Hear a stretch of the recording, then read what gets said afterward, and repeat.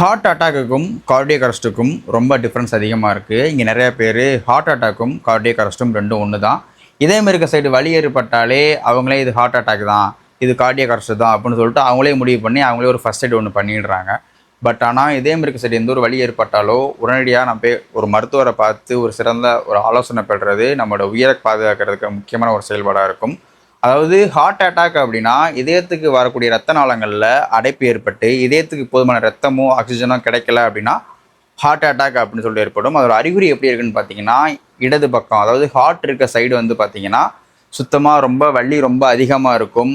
கழுத்து தாடை எல்லா சைடுமே ரொம்ப வலி அதிகமாக இருக்கும். வாந்தி மயக்கம், ஃபேனு கீழே உட்காந்தா கூட நம்மளுக்கு அவ்வளோ ரொம்ப ஸ்வெட் அதிகமாக இருக்கும். அந்த மாதிரி டயத்தில் நம்ம இமீடியட்டாக போய் ஒரு டாக்டர்கிட்ட பார்த்து ஒரு இசிஜி எடுத்து நம்மளுக்கு என்ன பிரச்சனை அப்படிங்கிறத பார்த்துட்டோம்னா அந்த பிரச்சனையை ஈஸியாக வந்து சால்வ் பண்ணிடலாம்.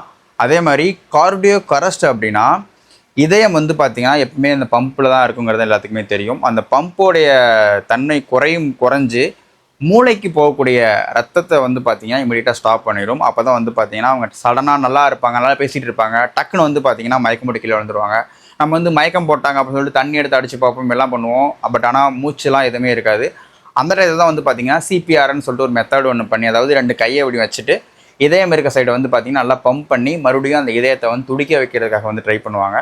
அது மாதிரி பண்ணி அப்போதைக்கு வந்து பார்த்திங்கன்னா பக்கத்தில் சுற்றி யார் இருக்காங்களோ அவங்க நினச்சா மட்டுமே தான் வந்து பார்த்திங்கன்னா அவங்க உயிரை காப்பாற்ற முடியும். இல்லை டக்குன்னு வந்து பார்த்திங்கன்னா அந்த சிபிஆர் மெத்தடை வந்து ட்ரை பண்ணிவிட்டு டக்குன்னு பக்கத்தில் இருக்க ஹாஸ்பிட்டல் கொண்டு போனால் மட்டும்தான் அவங்கள உயிரை காப்பாற்ற முடியும்.